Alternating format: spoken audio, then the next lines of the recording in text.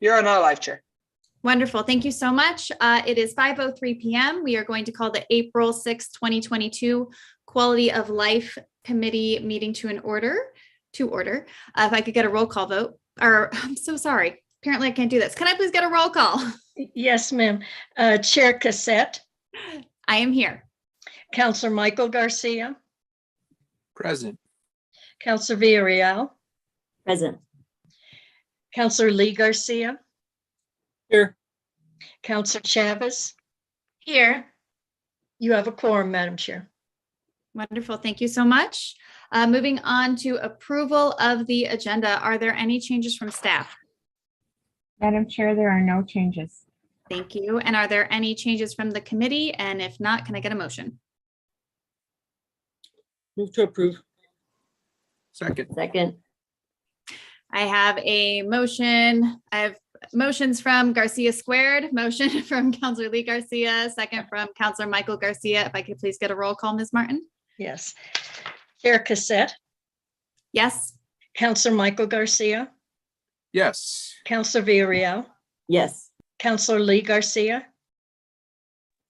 Yes. Councillor Chavez.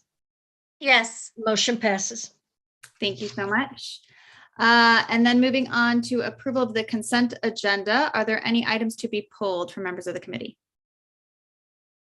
Councilwoman Villarreal. Thank you, Madam Chair. I'd like to pull item B as in boy and C because it's related. And I didn't get the MOU in time. And then item E. And that's all. Anybody else? And if not, can I get a motion to approve as amended? To approve as amended. Second. Got a motion and a second. If I could please get a roll call. Chair Cassette. Yes. Councillor Michael Garcia. Yes. Councillor Villarreal. Yes. Councillor Lee Garcia. Yes. Councillor Chavez. Yes. Motion passes. Thank you. Moving on to the approval of the minutes from the March 16th, 2022 Quality of Life Committee meeting. Are there any changes from staff? There are no changes, Councilor. Thank you. Any changes from the committee? And if not, can I get a motion? Move to approve. Second. Motion and a second. One more roll call, please, for the time being. Chair Cassette. Yes. Councillor Michael Garcia. Yes. Councillor Villarreal. Yes. Councillor Lee Garcia. Yes. Councillor Chavez. Yes. Motion passes. Thank you so much.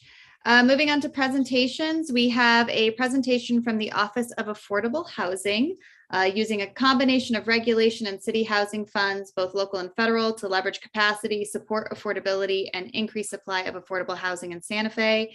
Alexandra Ladd, the Director of Office of Affordable Housing, is here to present. Thank you so much for being here, Alexandra.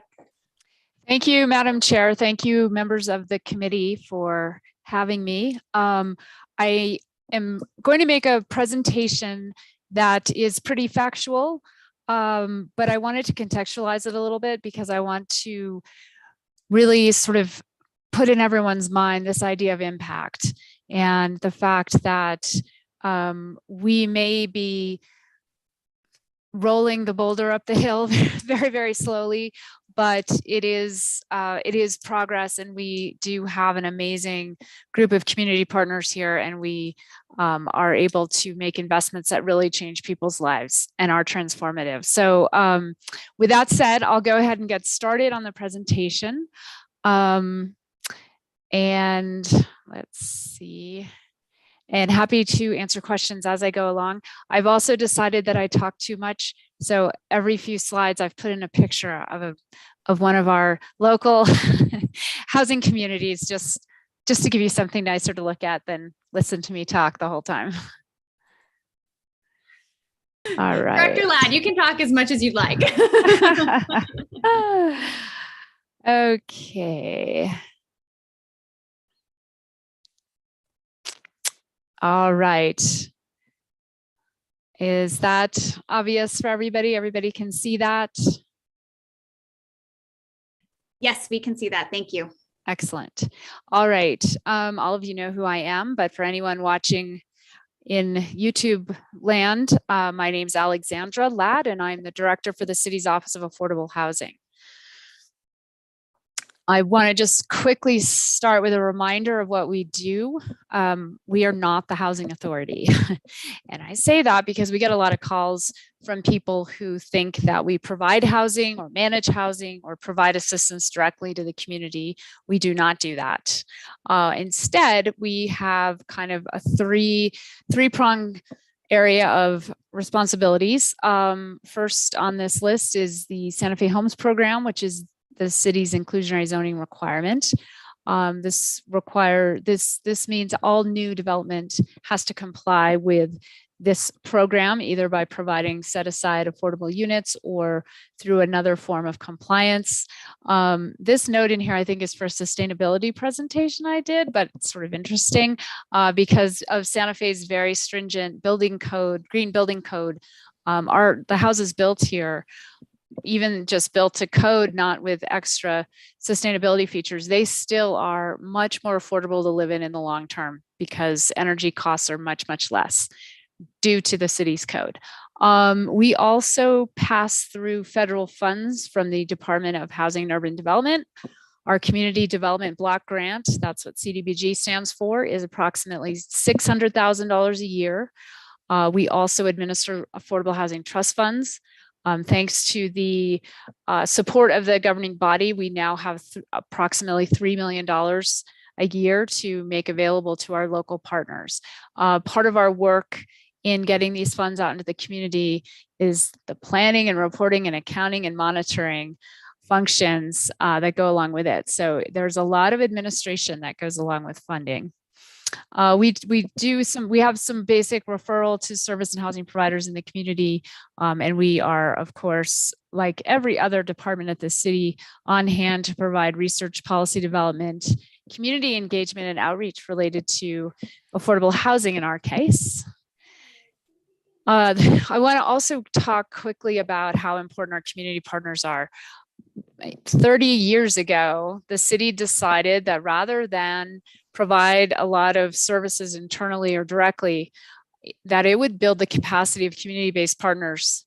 And this was a way to not have to build a huge bureaucracy, but also this ensures services are relevant and nimble and accessible to the people we were trying to help, because a lot of people don't trust government offices, but they do trust a community-based nonprofit that has helped them.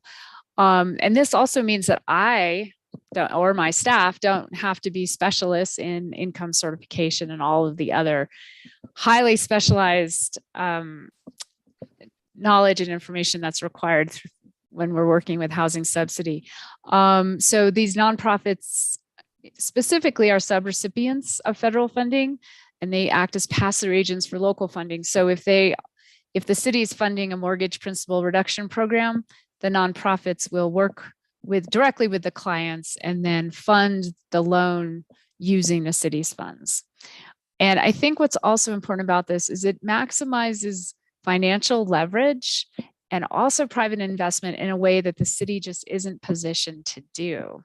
So we require in our funding applications that applicants provide commitment of $3 of funding from other sources for every $1 that the city provides. And it's a 1-to-1 ratio for federal funds for community development block grant.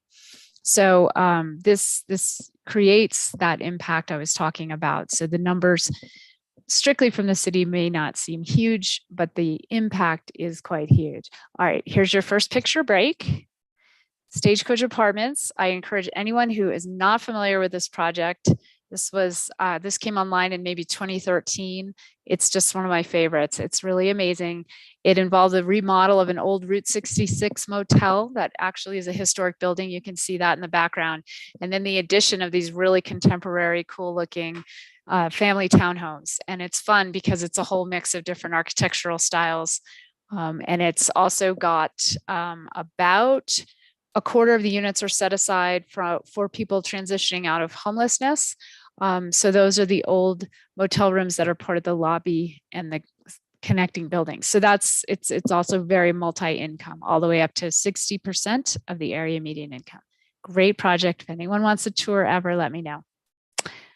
All right, back to words. I look at the work that I do at the city sort of conventionally in terms of supply and demand. The way the city ensures supply, the number one way the city ensures supply is by requiring it through our inclusionary zoning program. Inclusionary zoning is also called IZ. Santa Fe is one of the first communities in the entire country that implemented an inclusionary zoning requirement.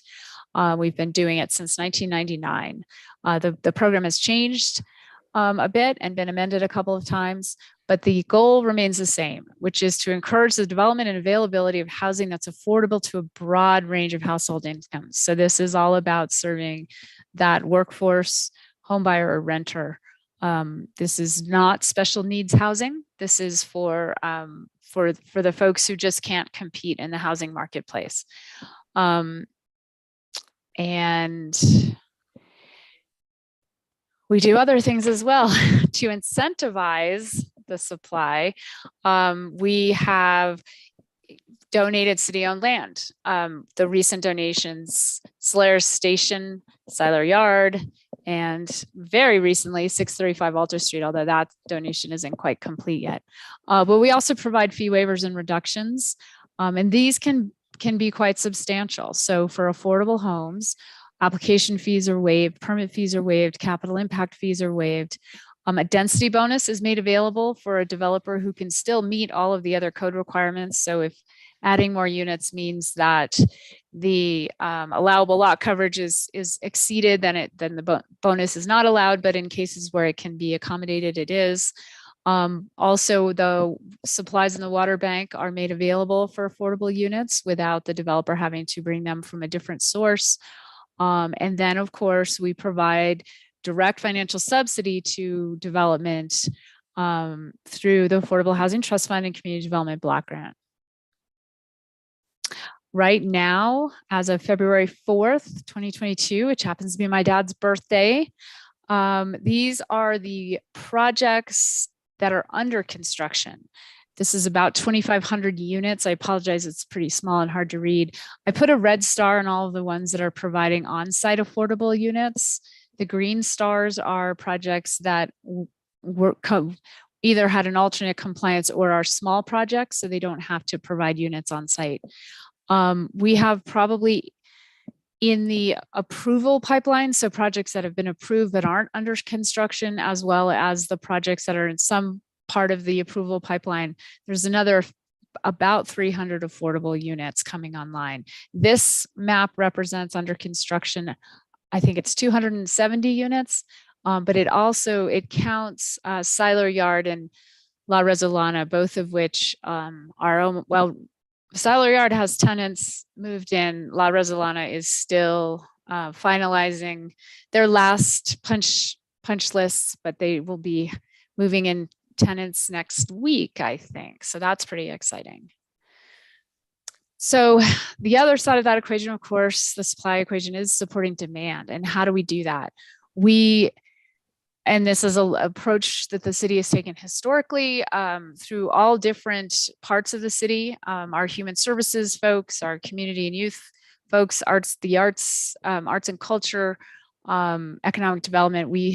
We've done this for many, many years, the city has, which is to create and expand, that's supposed to be expand, not expend, the capacity of our local nonprofit delivery partners.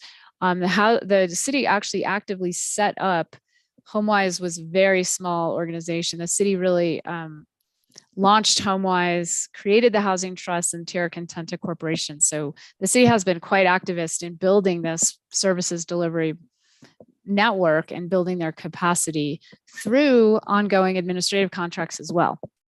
And what this has meant is that a new organization that doesn't have to fundraise for rent because they have an administrative contract can focus fundraising on the things that funders want to pay for, but also build their capacity as an organization. But the other capacity that we focus on is the capacity of individuals to afford housing, either through being able to access it. So that would be down payment or rental assistance, or reducing the current cost of housing. So that would be providing a rental subsidy. You don't have to change the rental amount if you've supported the ability of the person living in the unit to afford the unit. It now is an affordable unit. Also, home repair makes homes more affordable for folks who can't afford to keep up their homes, as well as energy efficiency upgrades to both rental and home ownership homes, which lowers quite substantially the long-term costs of living in housing. How are these funds that help with this capacity issue, how are they used? This is CDBG, can only be used for people earning less than 80% of area median income. So we are allowed by the federal government to set aside 20% of the entitlement amount for administration. That sounds like a lot. It's so much work. We could probably use twice that much. But I just want to make that point because it does sound like a lot. And these are historic numbers. These are over the last 4 years, but they don't include the most recent year. Housing activities have taken up the bulk of CDBG funds historically, almost 80% there. A big, huge bulk of that is for the mortgage principal reduction program, which is, we used to call it down payment assistance, which is easier to say, but it's actually just allowing the buyer, providing a soft second loan, no payments, no interest due, that helps the buyer so that they can take a lower first loan. And that way their monthly housing payments are reduced. And so it's a one-time subsidy, but it actually subsidizes that buyer that homeowner every single month because they have a lower mortgage that they have to make a payment on. Public facilities has been a smaller amount of our CDBG funds, but we've also, HUD allows 15% to be used for public services. On the local side, affordable housing trust funds, they can be used under state law to serve people earning up to 120% of area median income. Again, the majority of funds is used for mortgage principal reduction, but not by much. It's more evenly spaced now between that and rental assistance. When I first came back to the city in 2012, we weren't using any funds for rental assistance. And it turns out that local funds are much more flexible and actually meet the needs of individuals a lot more quickly. And the eligibility requirements, and we don't have to follow the federal standard of all sorts of documentation. But you can see where we've, the remaining funds are pretty evenly distributed. Just a point, the affordable housing trust funds cannot be used for administrative or services costs, and this is by state law. So this is never used to support programming. It can be used to support operations, but that's different than programming. So just a note. And here's your second picture break. Seiler Yard. I'm sure everyone has driven by recently. It's the first 100% solar tax credit property in New Mexico. Super exciting. And we are looking forward. We are going on a little tour tomorrow to see it for the first time, and I'm very excited. And it has a set aside of units for very low income renters earning less than 30%. Some of these folks may even be transitioning out of experiencing homelessness. So there again, like Stagecoach, there's a variety of incomes at the property. So just to give you a sense of what the dollars look like, this is a calendar year accounting, so it doesn't actually follow our fiscal year, which is why it's not the $3 million that was in the trust fund for the fiscal year. So I apologize for that being confusing, but I just wanted to give you a sense of where the dollars go, because remember, these dollars have to be matched each one of these dollars is matched by $3 more from another funding source. And for different programs, for mortgage principal reduction, that ratio is closer to $1 to $15. So just take, do the math inside your head, and you will see that there is truly, when we spend local money, there is a very big impact that goes way beyond just the dollars that are going from the city out into the community. So just quick snapshot of last year, what does this look like in terms of who has helped? We know over 300 renters kept their homes or found new ones with payments for rents, utilities, arrears, or deposits. Ground was broken on 2 affordable rental properties that I've already mentioned. Silo Yard, 65 units with renters already living there. And I think for everyone knows that Silo Yard has a live work focus. So the units are actually somewhat specialized for people either working at home or displaying art or practicing music or all of the other ways that a creative entrepreneur would want to use space. Calle Resolana, which is the Housing Authority project, is a 45-unit townhome project for families. So this gives families a chance who are living in an apartment to have a little backyard and to have there's a little playground. It's quite a nice little spot, very conveniently located. And again, the set aside units for the very low income renters. Last year, 27 families became home buyers using city provided mortgage principal reduction. And 13 homeowners with very low incomes, many of them elderly, many of them single women, were assisted with home repair to make their homes safer and more comfortable. So what would I am borrowing this phrase, promising practices, from the Midtown Engagement Partners, because I really like it. I've been doing this work for a long time. And if someone were to ask me like, well, what's your advice? I would say, here are the practices that are promising. And here are the ones that have worked for us and that we continue to develop and expand.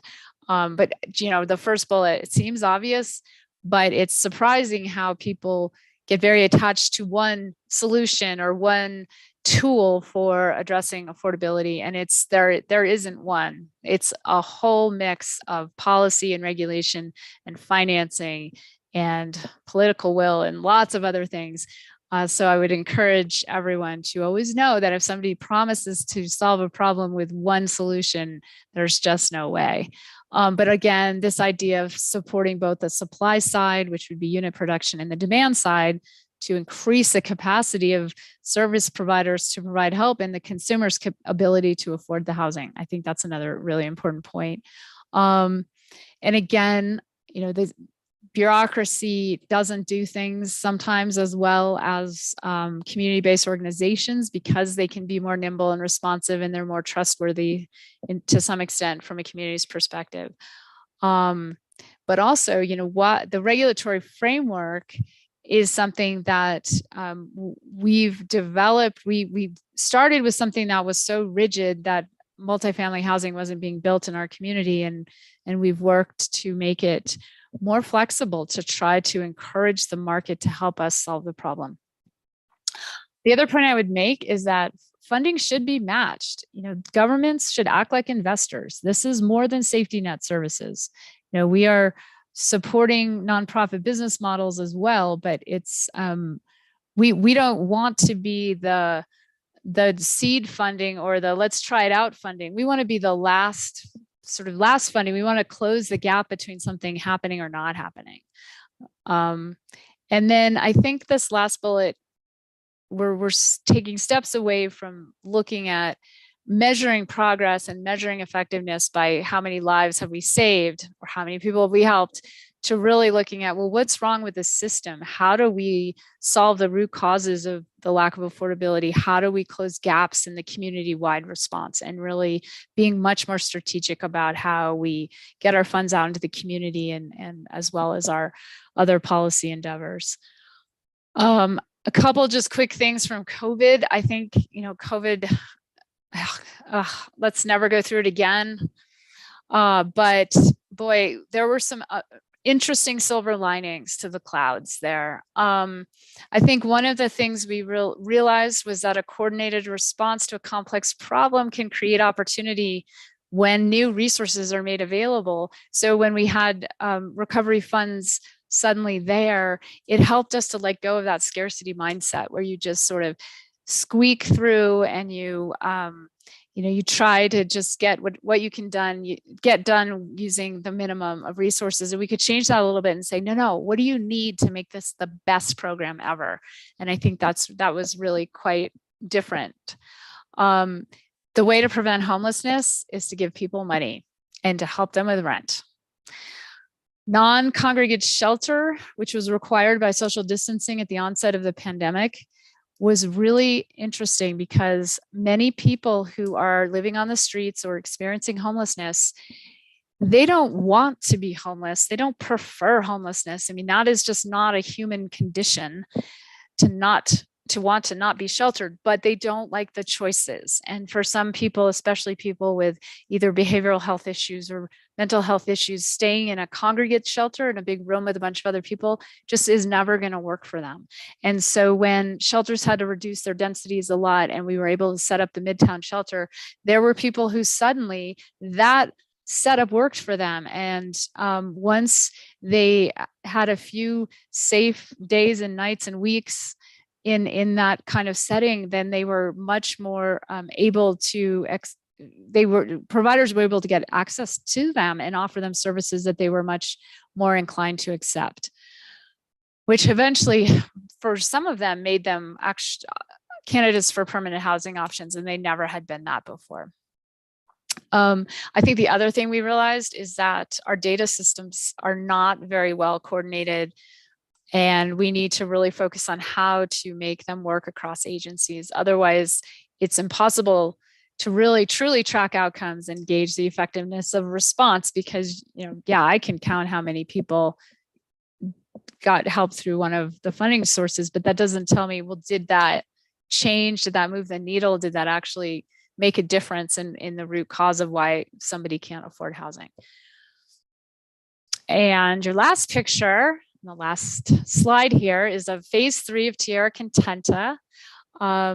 Tierra Contenta, and I'm just bringing it up because this is going to be hopefully our next source of a lot of land for development for affordable housing. Currently, there are approximately 23 homes built in Tierra Contenta. Over 40% are affordable. It's even closer to 60% when you raise your definition of affordability to 100% of area median income. So those are the first 2 phases. This is phase 3. We're looking at a minimum of 1,100 more homes, hopefully closer to 1,300. Just kind of depends on how development goes. There will be more park space, more open space, community amenities. There's a school site, which is that big blue piece. But what's really exciting is that we're looking at how do we bring back the missing middle housing type, the duplex, the fourplex, the row house. So we're trying a new concept of looking at mixed zoning within a parcel. So there would be a minimum density that the parcel needs to reach, and then it would be up to the developer and the designer to figure out, could part of the parcel be even twice that amount of density and another part be half that, and then it would average out to the mandatory minimum. But that way it provides more opportunity to mix up housing types, because really a lot of those sort of more traditional kind of urban housing types were the entry-level housing for a lot of people, and our current market doesn't really offer that to the extent that it was a historic housing type. So this will be exciting. This will be actually some new way of doing some planning. So I'm looking forward to that. And with that, I will stop sharing. That is the end of my slideshow, and I'm happy to answer any questions or hang out for your conversation.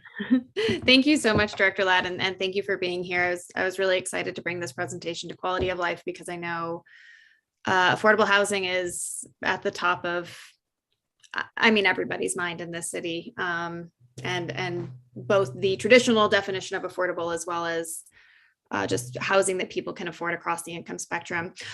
Before I get to questions, just one request: if you can send us that presentation, that would be wonderful. And then Councilor Garcia, the floor is yours. Just want to make sure it's myself, not. Yes, Uh, I apologize. I was looking at you. You just can't tell. Councilor Michael Garcia, the floor is yours. Sure. Thank you, Madam Chair.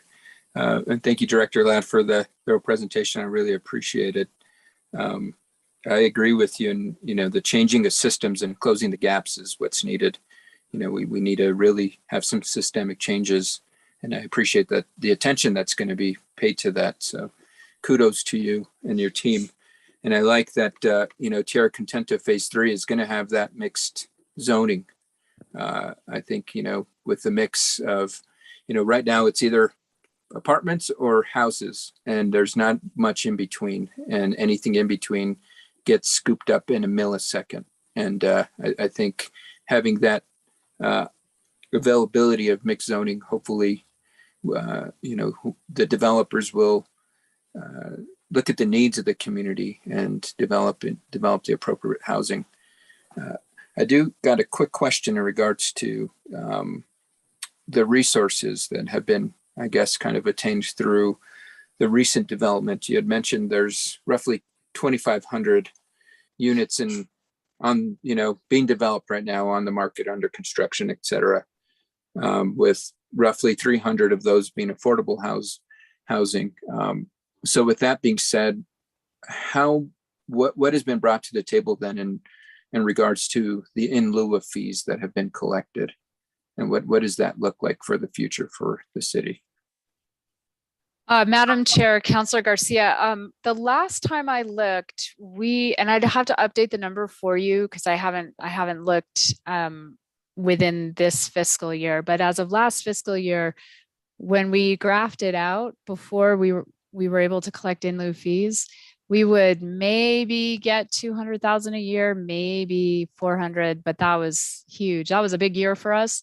But when we graphed out the collection of fees, it just kind of shot up. And so the last time we looked at it, so that would have been for the last fiscal year, I believe, it was about 1.2 million, I believe, for 1 year, which is huge. Okay, thank you so much. I appreciate that. And I guess the reason why I'm asking is with the fire hot housing market that we currently have, I want to make sure that, if we stick with this in lieu of fee, that it's actually comparable to what the market demand is currently, in the sense that, I think even earlier this week, can't find a house under $400,000 in the city anymore. And with that being said, I want to make sure that if, we stick with this model of in lieu of fees, it's reflective of us collecting what is comparable to providing appropriate supports to the community.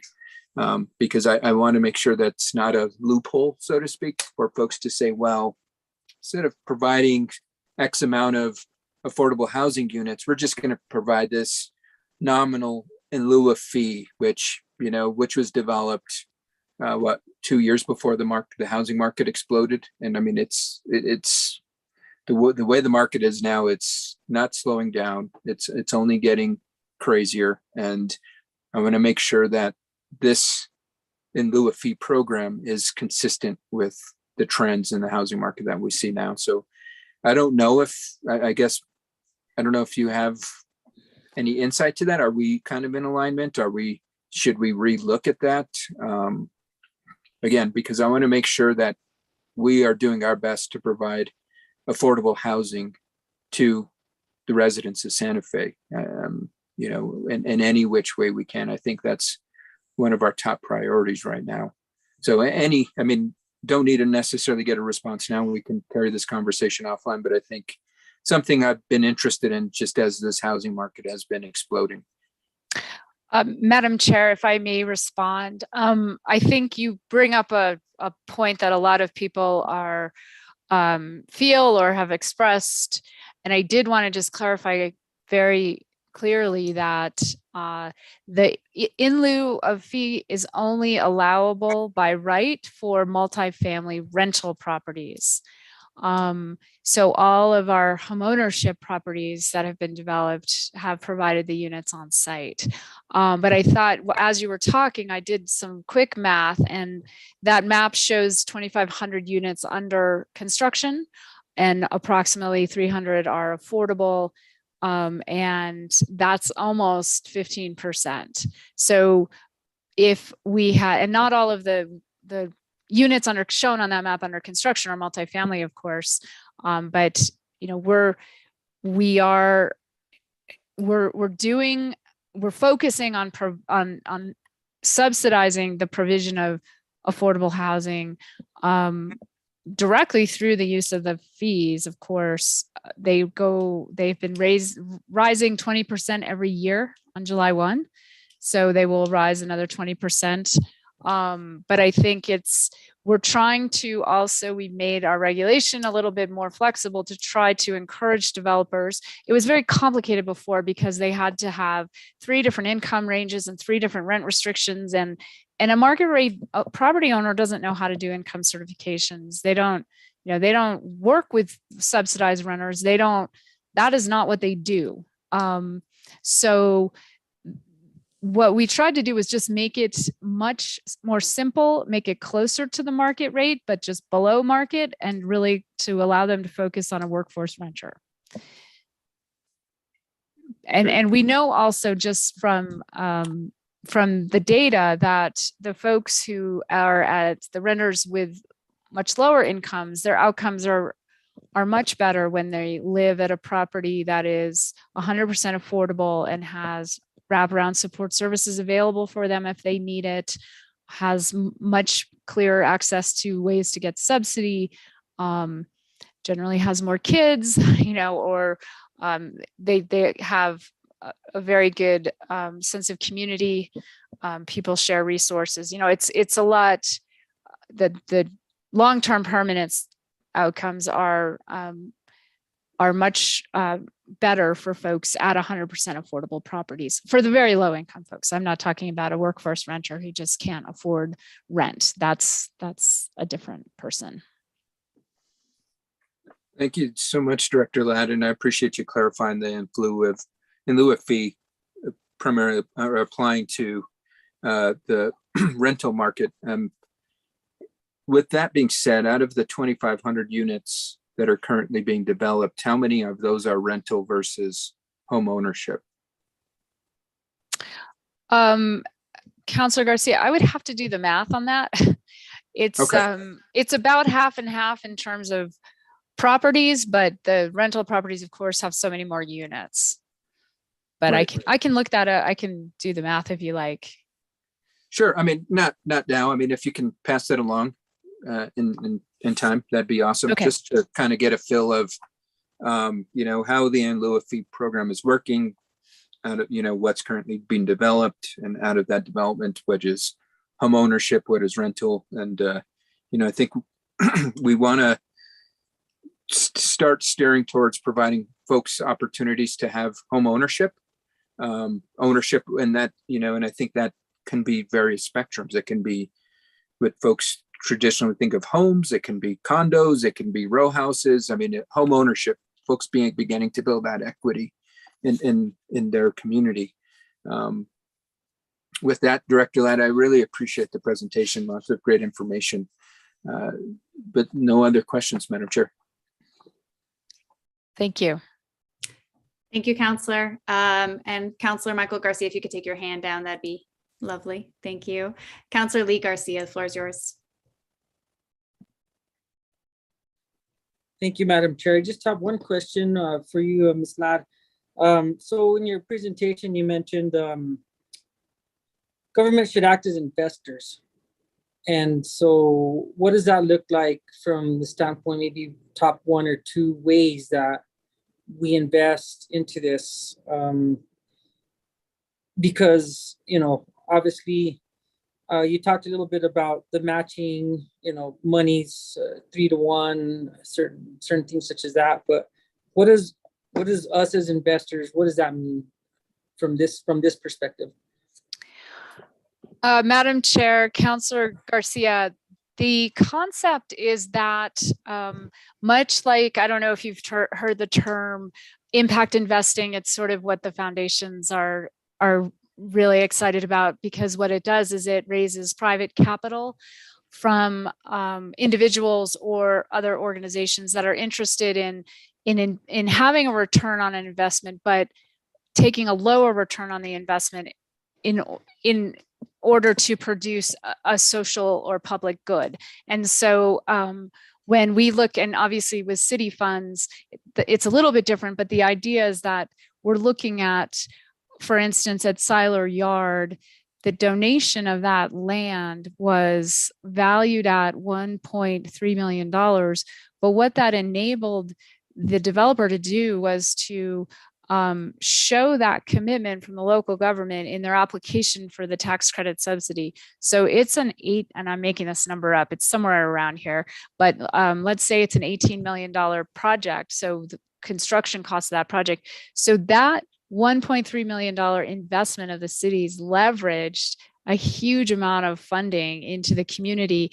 Even just, if you just look at the short-term impact of that kind of economic activity, but then it results in a property that offers a subsidized rent, a rent restriction to people for the next 40 years. So it's sort of this idea that it's not just a one-time, oh, let's just fix the problem today. It's really looking at how do you build both the capacity, but also it's a return on investment, right? And it also works on an individual level. For instance, I think I mentioned this briefly, but an individual who would get a mortgage principal reduction loan from a city funding source. So let's say that without that loan, they had to have a $1,500 mortgage, but that loan enabled them to, they didn't have to borrow as much. So their mortgage instead is $1,200. Well, that's a $300 subsidy every month for 30 years for that household. So, but it's not all that much money up front. It's just invested in a way that creates this long-term benefit. Thank you. So that being said, that's from the perspective of maybe purchasing land and donating it to organizations that are going to build affordable units. Is that correct? Madam That's one Chair, way. yeah, Councilor Garcia, exactly. It's one tool we have in the toolbox. What would be another tool that we are currently utilizing or are looking at utilizing other than just land, gifting of land? Madam Chair, Councilor Garcia, I think in my presentation, I tried to kind of in big categories show how the funds support the community. So something like rental assistance is also very impactful, because we know that stabilizing somebody's housing situation with a monthly subsidy for a certain amount of time is much more cost effective than that person losing their housing and experiencing homelessness and then having to be served with emergency services, or perhaps that leads to a whole nother set of issues for that individual. So the rental assistance is really important. Investing, we also make cash investments in projects to help bring down the upfront construction costs so that the future revenues generated in the project are able to go toward supporting the tenants. And just kind of going back towards that, and you want to take a look at the balance of income generating investments, and how do we create this the money that's being used to buy the land to either donate. Where are we getting the income from? Is it part of the fee in lieu of? Is it coming in from gross receipts taxes? Is it coming in from federal grants? Again, that's how we're investing. I mean, we have to get an income for it. And then that's where we get our return on investment, by providing the services to the people who need it. Madam Chair, Councilor Garcia, you're right. The revenue comes from those fees that are paid. The revenue also comes from the commitment that this governing body has made to support the trust fund. So you'd have to ask our finance director specifically how that cash comes through the city's budget, but it is, I don't even know if we'd say it was gross receipts, but anyway, it is coming, some of it is coming from the general fund. We also have payoff of city held liens. So somebody who bought a home from a private developer, let's say Pulte Homes, and the subsidized sales price of the home was $150,000, but the market value was $200,000. There was a lien placed on that home in the amount of $50,000 as an affordability control to make sure that the home wasn't sold for a windfall profit. And so when the home is sold, we always do our best to help the home buyer get connected with another income certified home buyer, so that that $50,000 subsidy, it's essentially becomes a subsidy, can be provided to the new buyer, but sometimes that doesn't work out. And so in those cases, the lien is paid back to the city. So we do have some revenue from the payoffs of city liens. Thank you. And again, I just, sustainability, making sure that our program is being funded, and how do we get the best use out of it? By being fiscally responsible with our money. Where is it coming from? How are we spending it? And so it's just kind of my 2 cents, and I appreciate the question and answers. I'll yield the floor. Thank you. Thank you, Councillor. Councilwoman Villarreal, the floor is yours. Thank you, Madam Chair. Thank you, Director Ladd. And I'm always amazed by the diligence of the Office of Affordable Housing. They do a lot with limited funding, and then in some cases limited capacity, although that's increasing now with new staff.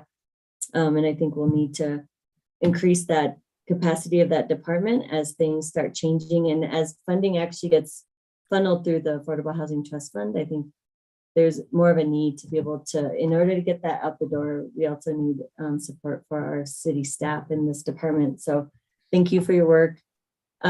We just had a Community Development Commission meeting right before this, and we had a presentation by the Santa Fe Housing Coalition, and pretty bleak outlook. I mean, this was a very optimistic, like the things that we have done and the importance of it. And then the other flip side is like the current conditions. And actually, this has been an historic circumstances that we've been dealing with in our city. And now we're in this another phase of displacement. And so what was disheartening to me, and there's a lot of things that were presented about that, but you know, we keep talking about, I mean, I see the benefit of the funds we use for the fee in lieu of, and it definitely helps folks that are needing rental assistance, down payment assistance. There's a whole gamut of things. And then simultaneously we're seeing that out there that there's not a housing stock for people to even consider.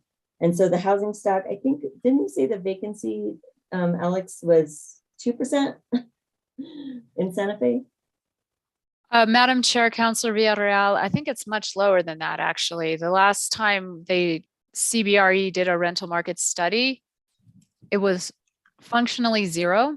It wasn't, I think it was less than 1% or something crazy, which is just reflecting turnover of units. It's not actual vacancy.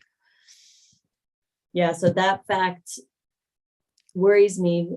Even if we are able to have these opportunities for people to have rental assistance, there's nowhere to utilize them except for people that are in current housing. There's not as enough housing stock, in my opinion. And then when we looked at the numbers, Alex broke it down for us, or actually in the presentation, it totaled to around, if you added in those that are being constructed and then those are in the approval phase, it still was around 3,000 units. And so it was only 300,000 affordable units.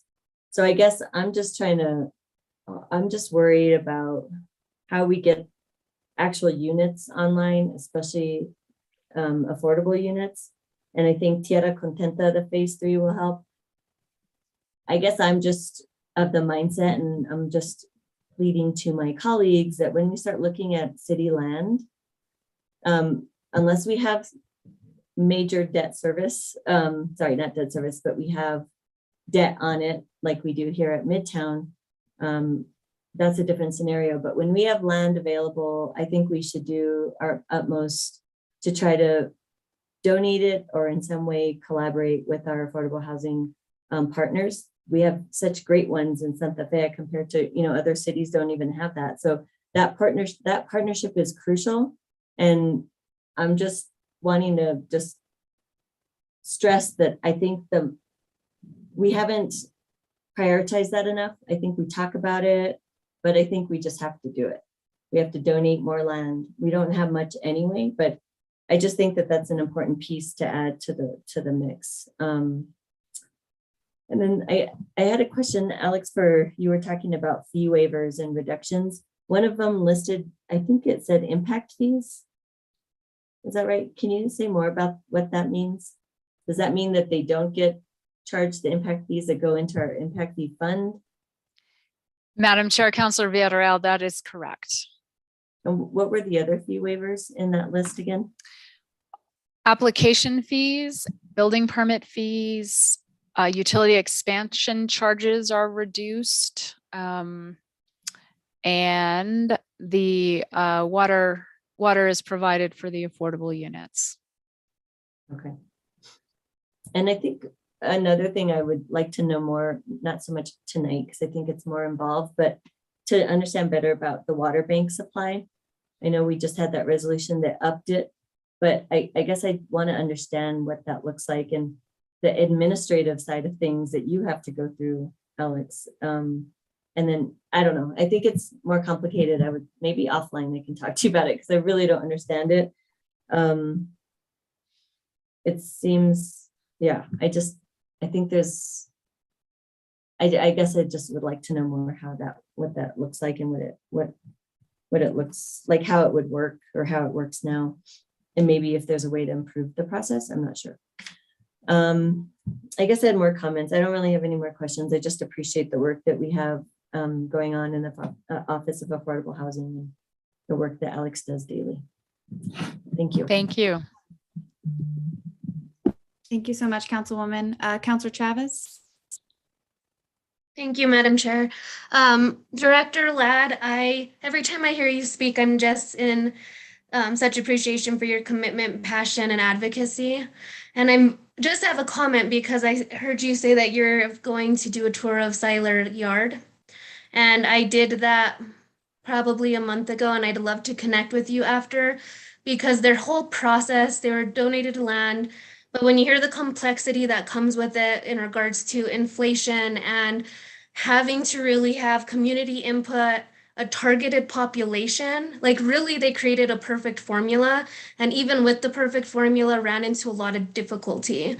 So, we talk about affordable housing and even with land donation, it's quite more complex than any of us really understand until we communicate with the developer. And so that whole experience of everything that went into that. So like it was a community driven targeted population. So they were able to make units to fulfill the need of the population they were serving, which made it so they only paid attention to those details that served that population and they cut costs that way. But they have like a community that's also the support system and almost the wraparound service for all of the tenants there, but affordability and sustainability all the way down to their laundry room. Like they bought like washers and dryers from Europe that were cost efficient overall. So it was a magnificent project that like I was exposed to that tour, and I would love to meet with you and go on the tour for Stagecoach Apartments because I think all the background that's involved in this is so necessary to understand because it's so complex. All of it's so complex and it has to be systematic. I really do believe that we need to have a target population that we're trying to serve to truly have like sustainable housing where we could actually cut costs but still meet needs, and really dive deep into that. I loved that concept, but I just wanted to, one, thank you for your work, and second, request that we could meet after you do that tour. Thank you. And I'd if be any happy of my to. colleagues haven't done that tour at the Seiler Yard, I'd recommend it. It was eye-opening. The project's amazing. The facilities, the units are beautiful, and they're just so functional for the population it serves. It's really impressive. Thank you, Counselor. Thank you, Counselor Chavez. Did you have anything else to add at this time? Okay, thank you.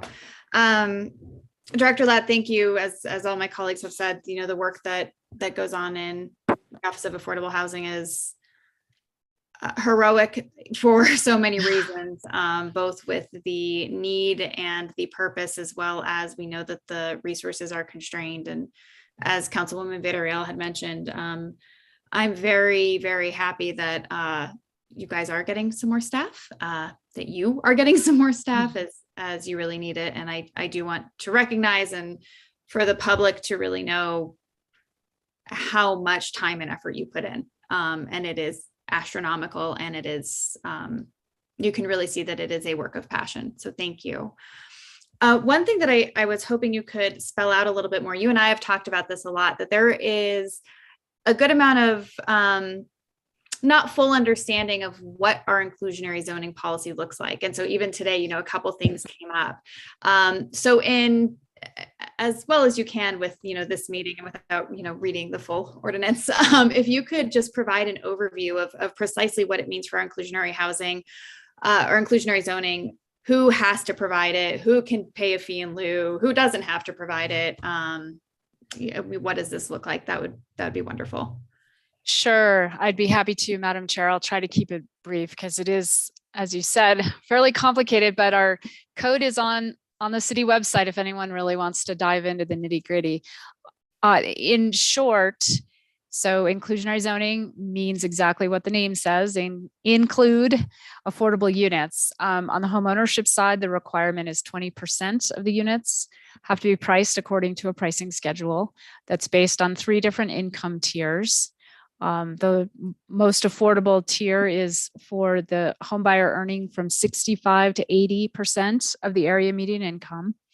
The next, no, I did that wrong. It's 50 to 65%.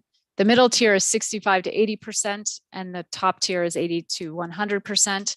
We have an exception for essential workers. They can earn up to 120%. So an essential worker is defined as public health, public safety, educational worker, and they are allowed to earn slightly more than that top limit and still be able to buy a home in a property that is developed by a for-profit private market developer. And so the developer will partner with either HomeWise or the Housing Trust, or sometimes both. And they, in addition to the fee waivers and the reductions that the city provides, they are partnered up with one of the nonprofits, so that when they've built the tier 2 3-bedroom home according to the pricing schedule, they just pick up the phone and say, it's ready to go under contract, and they have mortgage ready buyers pretty much handed to them. So they also get a reduction in their marketing costs, which is sometimes very helpful. The deals almost never fall through because the home buyers are so carefully trained and vetted, and they've been approved for different kinds of subsidy, which, I mean, it is harder to be approved for that kind of help. And part of the job of the nonprofits is to also tell somebody, you're not quite ready to buy a home. You need to pay off some debt or fix your credit, and then you'll get a much better, more affordable long-term mortgage. So that's kind of how it works on the homeownership side, which is, again, simple because the loss for the private market developer is taken upfront. So they know that it's going to cost $200,000 to build the house, and that the top price to sell it, I'm using very round numbers, of course, just because the math is easier, and they have to sell it for $150,000. So they know that they have a $50,000 loss, and they can work that into all of their development pro formas and their financing and get tax write-offs, and and then it's offset by the incentives. The reason that the model doesn't work as well on the private market side for rental housing is that when you impose a rent restriction, that loss happens every single month. And the way that rental properties are financed in the conventional market is they have to demonstrate that they're going to make a profit, because the bank doesn't want to finance something that can't pay off, in addition to all of the operating costs for the property and the maintenance and all the contingency and the management costs and watering the landscaping and all of those things that go into maintaining a property. They have debt service. They have to be able to pay off their debt service.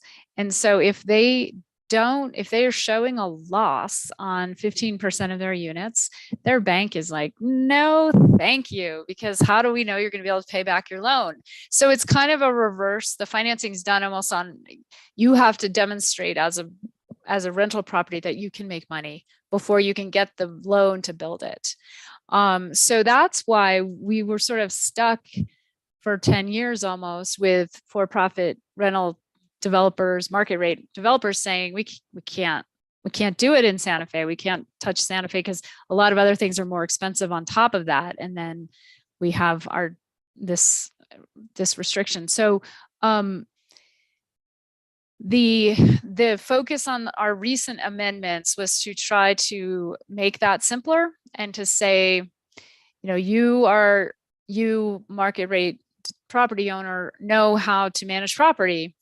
You don't necessarily know how to manage tenants, which is really what lower income renters and supported subsidized rental properties do.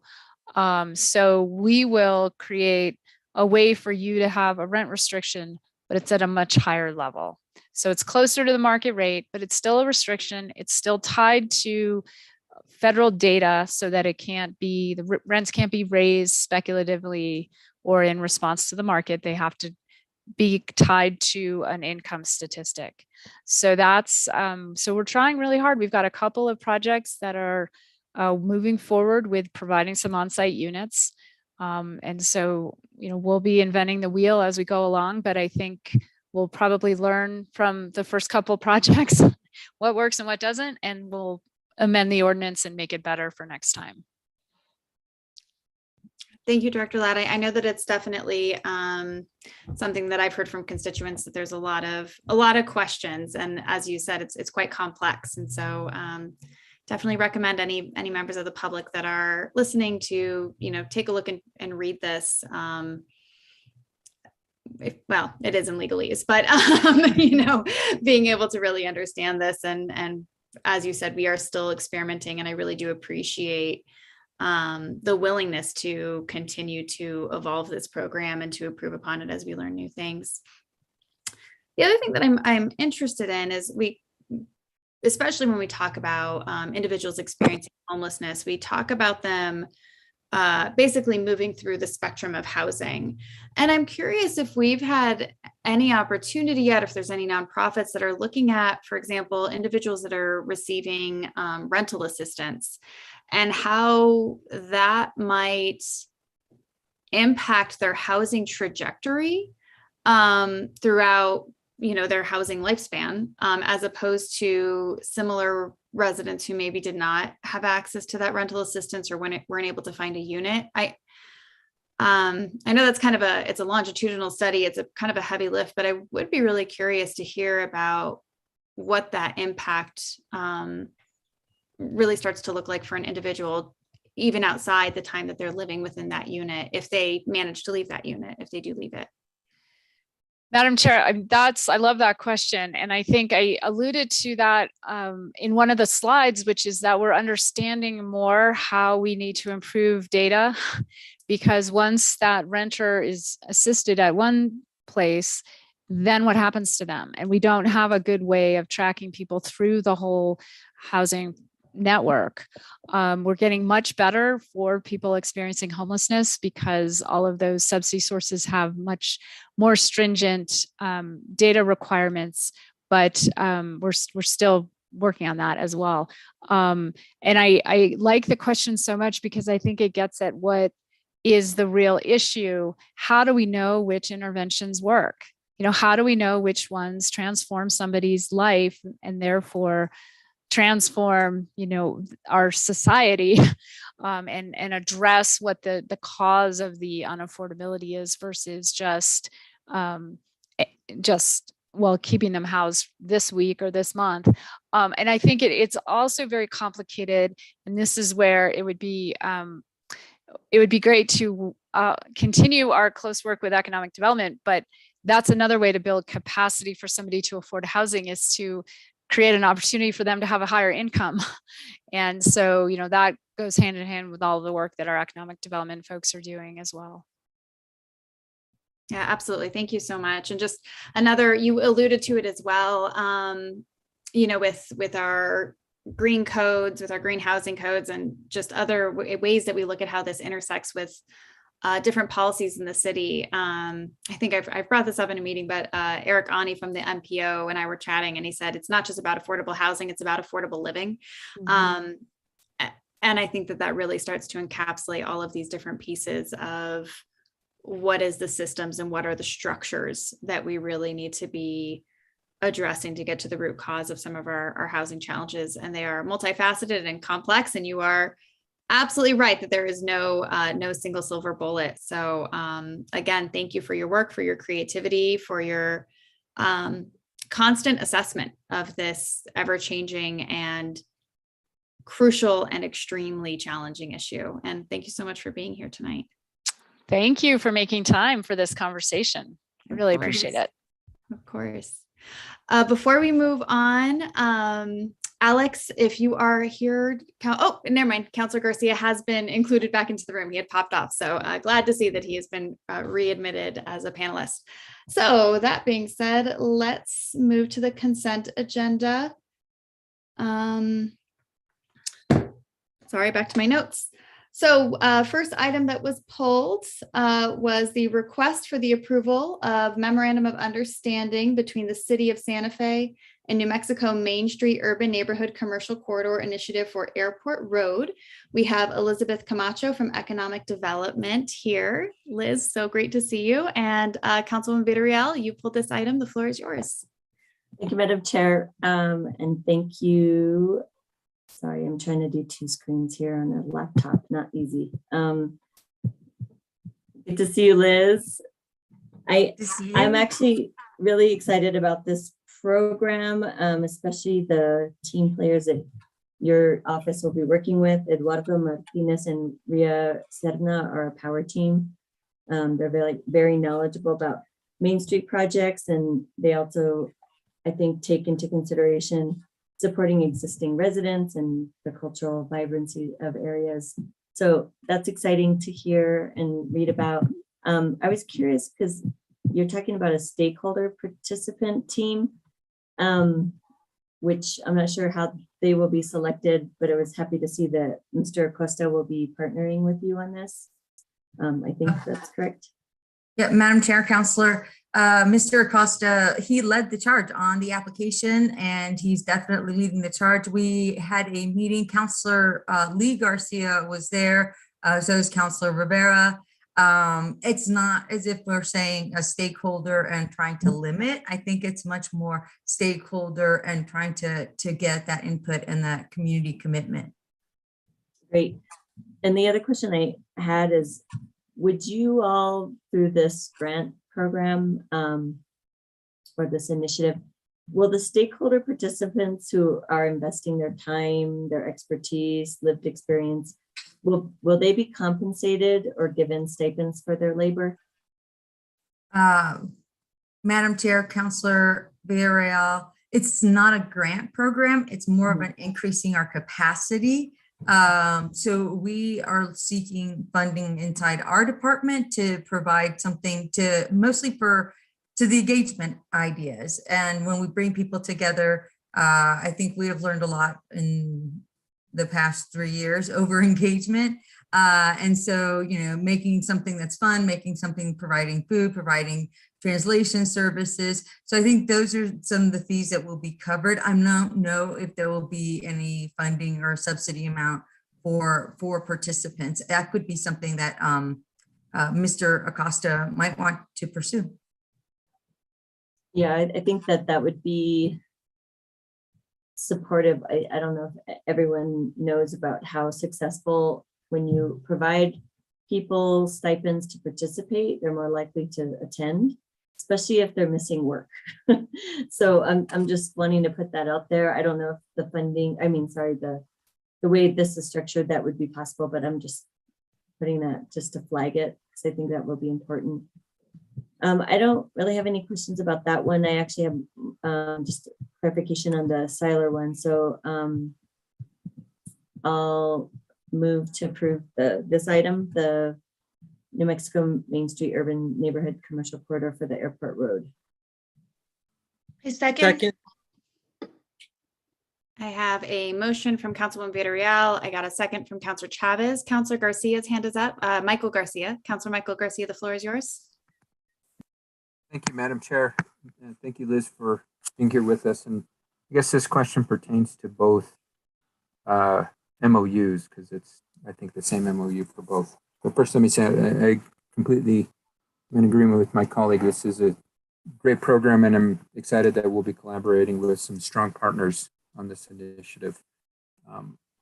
But on the MOU, it's kind of very open-ended in the sense there's the language states, the partners of this MOU agree to dedicate collaborative resources, adopt local economic growth and revitalization tools, and establish economic development funding to implement the project and help support economic vitality within the urban neighborhood commercial corridor.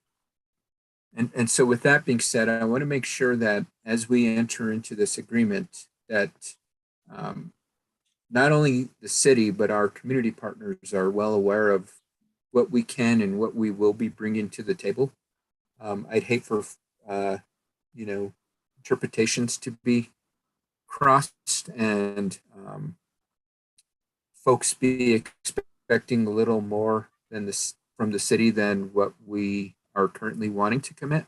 And so I don't know if, Liz, you can help, I guess, clarify what that language means. Is it possible to provide any clarification around that kind of portion of the MOU? Because again, I think especially given that this is an agreement, I can see where it could put us in a bad space, and I want to prevent any of that interaction from happening. Madam Chair, Councilor Michael Garcia, thank you for the question. Yes, we developed the MOU. It was primarily the Main Street program who developed, after having conversations with us and after the application was accepted, we developed the scope of work and the MOU together. And I would be really interested to see or what kind of expectations we might think could be misunderstood. I think we felt quite comfortable with it in the sense that, yes, I feel quite comfortable with it in the sense that it's very much about a co-collaboration with them. And I think that's, and it's also, I would see my role as either as hands-on as needed or as stepping back. And I think that currently, if I see the two different projects and how we've been working on them both, the dynamics are a bit different. And I think that's reflective of the geographic areas in the city. And so I think it may feel very ambiguous, but I think as we entered and discussed it together, there is some clarity, and there are obviously a lot of similarities in some of the projects, but I think that there are some cultural sensitivities that we have in terms of the Southside initiative that we may not have with the Siler Yard area. And with the Siler Roofina Nexus, there the stakeholders that have initially gotten together have very different expectations. I don't know if that helps. And of course, I'd be happy to hear of any ideas or any clarifications. Sure. Thank you, Liz, for that. But I mean, when you have the language of agree to dedicate collaborative resources, what does that mean? Adopt local economic growth and revitalization tools. again, what does that mean? Does that mean we are going, the city is now putting the governing body at on the hook for adopting what could be zoning changes that could be considered revitalization tools, established economic development funding. What does that look? Is the city responsible for coming to the table with these economic, the funding? So I think that's where, as I'm reading this, I would like it to be drawn out a little more in regards to what is this? What ultimately, what does that mean? And I just am not seeing that. And again, I think when we're looking at things, particularly adopting local economic growth and revitalization tools, my mind automatically goes towards rezoning. And that to me means adopting it, that the governing body is going to do this. Well, this MOU shouldn't speak for the governing body. And I think that's where I'd like it fleshed out a little more, because I just don't see it's very high level. And for a project like this that is going to have a lifespan of years, we should have a little more details about it. And I guess I don't know if that's possible. Madam Chair, Has our legal looked at this? Councilor Garcia, yes, our legal department has reviewed it. I completely understand the worry, the concern about the ambiguity of the nature and the amount of commitment that it's requiring of the city. At the moment, the language, I think, leaves it open to an organic process. And I think that does seem something, it's not linear, it's not point A to point B, because along the process of the community getting a vision for what they want, we don't know if that will be, even right now from our first meeting, the main different categories that we had done, which were like health, arts, we were like, maybe we need a mobility, or do we need a sustainability topic? And why? Because that kind of came up in the stakeholder meetings. So it's true, it isn't a fiscal commitment that we're making. It is a capacity commitment that we are making. I think you are correct in saying this could speak to land use. I think one of the things that initially has come up with the Southside Initiative, for instance, has been, do we want this road to be called Airport Road?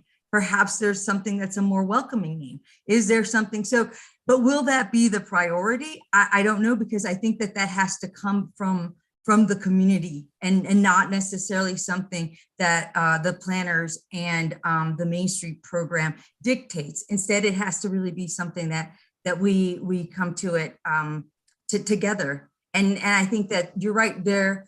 So at the moment, there isn't anything established, but I think as we move along in the process, there may be something where we will want to establish perhaps either a Main Street program there, or a business association, a neighborhood association. I don't know what the outcome will look like, but those are some of the economic tools that may be put in place.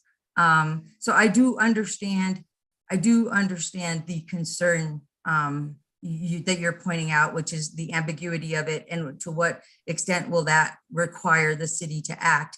I would say that as Councilor Villarreal expressed, with the expertise that we have from the Main Street team, that there should be a certain amount of maybe trust in the MOU, and also in their abilities to lead this process in a way that's accommodating for both the community and the city, and not something that's going in there to try to strong arm City of Santa Fe government to do something. I think it's much more about perhaps visioning and seeing what are the possibilities, and maybe eventually some legislation that we will want to come up, or maybe there will be zoning changes.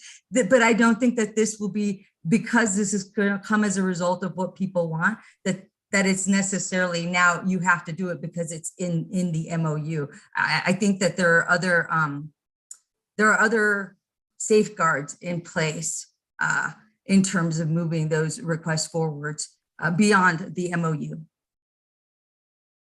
Okay, Thank you, Liz. I really appreciate that. And by no Madam means Chair, is that- Councilor Garcia, I really appreciate your questions, and I really appreciate you pointing out that so that we can be, and I can keep that on my radar, because I think you're correct. I think if you don't manage expectations, they turn into resentment. So I agree. Thank you. Sure, absolutely. And thank you so much. I appreciate it. And by no means was I trying to be dismissive of the Main Street experts. I mean, I know Mr. Martinez very well, and I have much respect for him and his process and his work in the community. He's an expert that I actually look up to and considered a mentor at one point. So look forward to him bringing his expertise and lending it to the city of Santa Fe.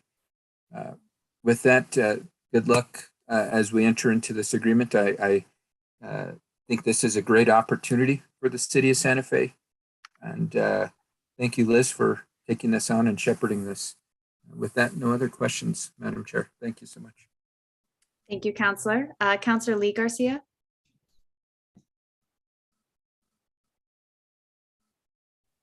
Councillor, for some reason we can't hear you. Are you still connected to audio? That's the mute button. Oh, there we go.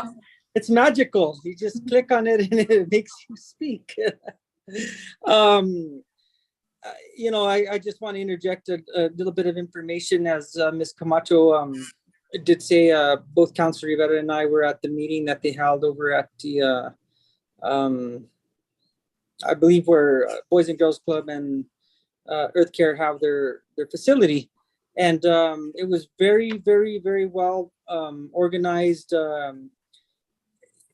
Many people were there. Representative Serrato was there. I mean, there's a lot of people invested in taking a look at this area and seeing what ideas, the steps to really make this area thrive in the near future and the years to come, because this is where a lot of the development is happening. And there was a lot of people there that were just, giving their professional input, and will continue to do that. And I think that this is something that's going to be really good for this area of the city. And, like I said, I look forward to seeing how it's going to transpire and be how we can be involved with that as well from the perspective of the city. So thank you very much, Ms. Camacho and everybody else.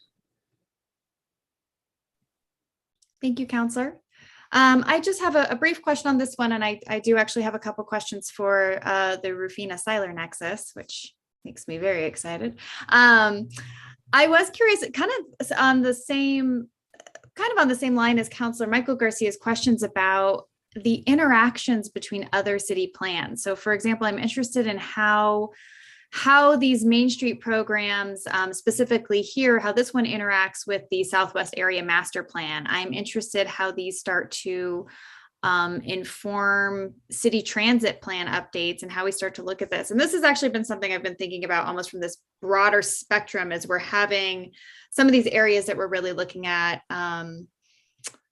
bringing a lot of vibrancy to, as we're looking at the development of Midtown. This might be a larger question for Rich, or maybe it's just a comment at this time of I really see this opportunity of some of the integration of some of the other pieces that we already have moving at the city, or some plans that we already have in place. And I'm curious if that has been contemplated or discussed at all in relation to these Main Street programs. Hi, Rich. Great to see you. Good evening. Madam Chair, the first step is asset mapping. So we first bring together, whether it's MPO's plans, whether it's land use plans, whether it's Culture Connects, whether it's a sustainability plan, all of those are part of what the team, and I'm really curious to see what it looks like too, because I haven't done this kind of placemaking project, and it's professionally really exciting for me. But yes, so the asset mapping is a first step towards this. I do not know what the output will look like in terms of, I know we're mapping it. I know that we will be discussing it. I don't necessarily know what the output, what either the community input will be, nor do I know the way that Ria and Eduardo or Annette, who's also working with us, will structure it. That part I am not necessarily certain on. And it's a 12 to 18 month commitment. So it's a lengthy commitment. And I think that's part of really what's exciting about this as well. Yeah, thank you so much, Liz. I agree. It's really exciting project. Rich, did you have something else that you wanted to add? Yeah, thank you, Councilor Casa. And good evening to everybody on the council. I think Liz is right. And I wanted to just add that for many years, and Liz and I have been with economic development for 5 years, we've been trying to get a Main Street program in Santa Fe, and we've been disqualified. And so I'm very proud of Liz's work to bring these urban corridor programs to us. Because we do see a transformation of our different sections of the city, Airport Road in its revitalization and the Roofina Nexus. So I think what I wanted to add was that first and foremost, we need to build a community of committed folks. And I think that's going to be the first part of this Main Street piece, because traditionally the Main Street program, you have to have kind of a historic or traditional buildings and sites that allows you to revitalize it. And it's very amorphous on Airport Road. It's the place from airport to the city, right? So when we look at this as now an urban corridor, that might be the first piece that comes in. How do we bring our community together to sort of rethink it from a community's perspective, not just from what the city wants? So that's what I think ultimately the next phase, building the community, first phase. Second phase will be, how do we then leverage our overlays, our land use plans, et cetera, to see possibly in the 18-month to 3-year plan what could be done, because it will take an iterative process to get there. So I just wanted to just add that in there, that we're very proud that we've been selected for these 2 corridors, and it will be first building the community, and then from there looking at the land use and overlay plans that could come from it once we know the community is convened and understands kind of what could happen in the future. Wonderful. Thank you so much, Rich. I appreciate you adding that to that as well, which actually does bring me to my next question. I know somewhere, sorry, I'm reading off my notes and not off the actual MOU, but it does discuss the possibility of being able to apply for further assistance or further resources with the New Mexico Main Street program. And what potential opportunities do we have there? And really, how can we set ourselves up to take advantage of those? That's a great question. The Main Street program puts out, Madam Chair, a newsletter about different kinds, and I put out a newsletter as well, of different fundings that are available. And I think it's just a matter of really focusing our efforts. But the great thing is that having the Main Street team, they really put things on our radar to be like, this one is simple, this is complicated, you're not quite there yet. And so they're really kind of guiding us as well. And I think that that's what we mean by them increasing our capacity. And so it's been a real pleasure working with them. And I think that the grants, whether it's our town grants, whether it's the T-Mobile grant, they really bring it to your attention and to see where we are in the process. And I think that they're saying, as we move along further in the process, we'll point you in directions of different kinds of funding that might be available. Wonderful. That's and great. Madam Chair, if I could add to what Liz says, I want to also let everyone keep in mind that both of these locations are within opportunity zones. And so there's another route potentially if there's development going through it at one point. I think Alex spoke earlier about impact investing. So there's another angle for us for impact investing that will allow us to sort of see whether additional grant funding is available as we come through with a plan that's put in place. Wonderful. Great. Thank you. I'll have some more when we get to Roofina and Siler, as Rich knows, I've been to Zero about this area of town plenty of times. But I do just want to say, as Councilwoman Villarreal mentioned, I'm really excited to see this program move through. And Liz, thank you so much for your work and your focus here. I really do look forward. Please let me know whenever there is some opportunity to bring you guys back here to report on whatever updates there are. I know that this is something that this committee will be very interested in following and in hearing more about. So I do look forward to bringing those presentations back as you move through the process, and just let me know when you're ready. Councilwoman Villarreal, I see your hand is up again. Go ahead. Thank you, Madam Chair. And actually, to follow up on the question about funding, I'm curious if this initiative could potentially lead to JTIP or LEDA funds that we have control over? I don't know if there's a correlation. I'm just curious because Yeah, Madam Chair and Council Villarreal, I don't think that the LIDA JTIP would qualify because JTIP, I'm sorry, LIDA is about business expansion. So if there's a business there that expands, then there's a LIDA aspect to it. But it could possibly have a JTIP aspect once we sort of build that community of businesses and residents and community organizations. That's a possibility. But I think a third one that we could consider is that we could apply for capital outlay for one of these areas, because as you think about improving the roads, improving the area, that's where capital outlay comes in from the legislature. So that might be an angle that we could feature now that we know that the state is awash in funds. So that would be another area I think would be a consideration from that standpoint. great, thank you. Thanks for that. That's all I have, Madam Chair. Thank you so much, Councilwoman Villarreal. I apologize. I do have one more question. Does this the area of focus here, is it covering all of Airport Road, include like all the way to Rodeo Road? Madam Chair, that's actually part of our discussion in terms of where or what part do we want to cover or what do we consider, especially as we just heard Director Alexandra Ladd speak to the development of Tierra Contenta in the area. So I think that's also part of the discussion that we'll be having.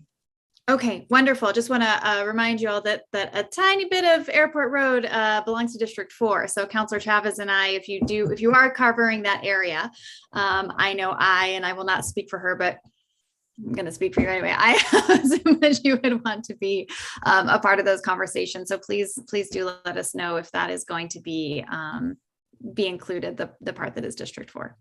Great. Madam Chair, can I add one more thing you just brought up? I wanted to let Councilor Villarreal know that I have been working with Miguel Acosta, and I helped him fund an internship program with Capitol High School for this project. So I think there's going to be 3 young interns from Capitol High that I'm working with him and another group, and the city economic development funded this internship program because it's an opportunity to show sort of business professional opportunities within a project that's within the neighborhood. So you had asked about how we can fund some services and participation. And so I forgot all about that, that was done about a month or so ago with Miguel and I were working together. Thank you so much. You guys, this is awesome. Thank you so much. I'm really excited about this project. I'm going to just let my little nerd flag go and just tell you guys, like, I am so looking forward to hearing the updates, and thank you again so much for your work here.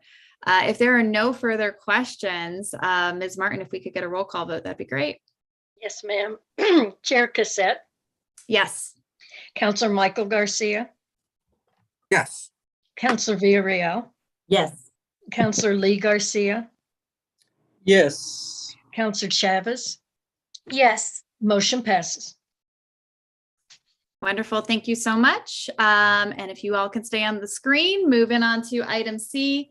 This is the request for the approval of a memorandum of understanding between the City of Santa Fe and New Mexico Main Street Urban Neighborhood Commercial Corridor Initiative for the Silo Roofina Nexus area. Liz and Rich are still here to present, and Councilwoman Villarreal, you had pulled this one. Floor is yours. thank you, Madam Chair. And thank you, Liz, for adding the correct MOU for Silo Roofina. I didn't actually get to see it. I glanced at it right before the meeting, but I guess my question to you, because it is a different area as it would, compared to the other corridor that we were discussing earlier. And I guess I'm more interested to understand how this particular corridor initiative would support small local businesses. And when I say that, this is a unique area because it's probably one of the few light industrial areas we have left in the city that's affordable. That's kind of not necessarily, I mean, it may not be, I guess what I'm saying, there's established small businesses in the light industrial area that I'd like to see continue instead of being displaced. And so I guess my question to you is, like, how are you engaging the small local businesses and potentially supporting their capacity while you're also looking at the way that the MOU is written, is looking at kind of this artistic aspect of the corridor. So how do you find that balance? Like what was your vision? for this? Councilor Villarreal, Madam Chair, I think that I think there is a balance, and I think there is a lot of the creative community who's very supportive at the moment, and we've seen that. And I think our first kind of community gathering will be May 14th. We're going to be doing something around Bike Week. And we're asking the artisans to come out. And then the other thing is asking the businesses to participate as well. And we'll see how that becomes we'll see, I guess, really how it'll work out in terms of who decides to participate and how to participate. And then the other element is a mix of nonprofits as well, because this is also the area of Kitchen Angels. It's the area of the Food Depot. It's the area of HomeWise. It's the area of Wise Fool. So yes, I think that as much we're considering the businesses just as much kind of a Java Joe's as we are the artisans on Industrial Road, and whether or not they would like to, how they might want to position that area. And especially the artisans with the ateliers, they've really kind of rallied and wanting to do this. And I think that's also very congruent with the theme that we've seen in that Seiler Yard area. So, and that does seem to be a lot of the aspirations at the moment that they've discussed, where they very much like to have of an arts district in some way in the area. But I think it doesn't necessarily mean that the local businesses will be excluded. We will be asking them as well if they'd like to participate. Yeah, I definitely would like to see a balance there, because there's a mixture, but in between those art and artisans is commercial construction businesses, car, automobile businesses. So I guess I want to make sure that it's kind of a inclusive process, since it's such a mixture there, and it is the last remaining light industrial. So, and sometimes that buzzword of arts districts is a buzzword for gentrification. So I just want to be careful with that. I know that's not necessarily your intention, but I know No, that I understand what you're saying. And I completely think, I think there is I think one of the, that might be the aspiration, I think one of the things that we have heard from people in the area are also, because we did kind of just a driving and walking tour with everyone. And some of the concerns are actually more towards safety and lights and road conditions. So I think that there is that aspirational, but they'll also be addressing the other concerns. And I don't know how those things will be prioritized moving forward, but I do think that there are concerns that may not all be, hey, we really want to be the next Canyon Road, to say it in a way that's kind of like shorthand or something. But I think that there's also just a big push for some just very, very basic infrastructure questions in terms of the roads and the safety back there. So that those are, and I think that the team we have will be very considerate of it as well. great. Yeah, I think walkability would be a big aspect there. It's really hard to cross Seiler from District 1 to District, is that District 4? 3, 4. 4, yeah. So yeah, so that's just something I want to highlight as something that I'm interested to learn more about, and also just a cautionary note. And that's all I have. Thank you.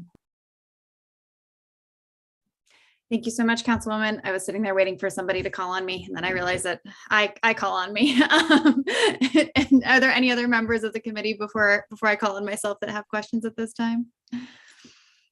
If not, I'll call on myself.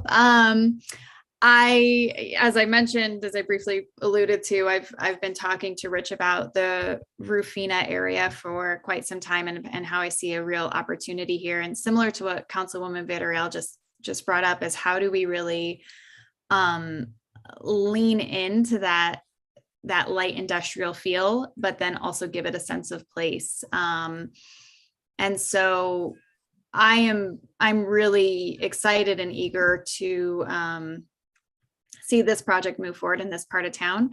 I'm hoping that again, sorry, Councilor Chavez, I won't speak for you again, but I might speak for you again, that we'll be able to be part of these engagements. Again, this is, that Seiler is that border between districts 1 and 4. And so I'm hoping that we'll have the opportunity, similar to Councilors Lee Garcia and Rivera, for some of the stakeholder kickoffs, and curious when those might be getting started. And I assume that Councilwoman Villarreal and Councilor Lindell as well would be invited. No quorum Yes. yet, so we're good. Madam Chair, councilors, yes, you will be invited, and we'll ensure to get you on the mailing list. Great, thank you. I'm definitely excited. I think that there is a lot of opportunity. I think that kind of this discussion of, as Councilwoman Villarreal brought up, of what does an arts and culture district mean, and broadening that definition so that it is not, as you said, Liz, we already have a Canyon Road. We don't necessarily need another one. But there really is an opportunity here to lean into what this district is and pull it out. So I am now just rambling because I am really excited about the focus on this area. And I think that this is going to be a really wonderful opportunity to see what we can create here. So thank you again for bringing this forward, for all of your work on this. And as Rich said, this is also an opportunity zone. Both of them are. And so I think that it could not be more aptly named than that. So with that, if there are no other questions, Ms. Martin, if you could give us a roll call vote, please. I believe wait, I'm sorry, we don't have a motion. We need a motion and a Can I get second. a Yes, motion on the ma'am. floor? Move to approve. Move to approve. Gotcha. Second. Wonderful. Now I have a motion and a second on the floor. Thank you. You're Ms. so Martin. excited to move forward. I'm here. really excited. I'm like, let's approve this thing. Roll call vote, please. Chair Cassette, Yes. Councilor Michael Garcia, Yes. Councilor Villarreal, Yes. Councilor Lee Garcia, Yes. Councilor Chavez. Yes. Motion passes. Thank you so much. Thank you, Liz. Thank you, Rich. Looking forward to this. Moving on to item E. This is a request for approval of the 2021 State Homeland Security Sub-Grant Agreement, EMW-2021-SS-00061-S01 in the total amount of $143,028 for the development of sustainment of emergency response and recovery capabilities with a period of performance of January 1st, 2022 to June 20th, 2023. And we have Brian Williams from the Director of Emergency Management and Safety here to answer questions. Councilwoman Villarreal, you pulled this item. The floor is yours. Thank you, Madam Chair, and thank you, Director Williams, for being with us.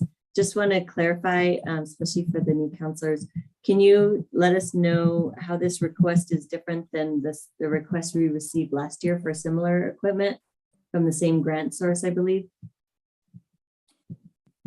Different, Madam Chair, Council Villarreal. Different in what respect? I mean, it's the same grant, it's an annual grant.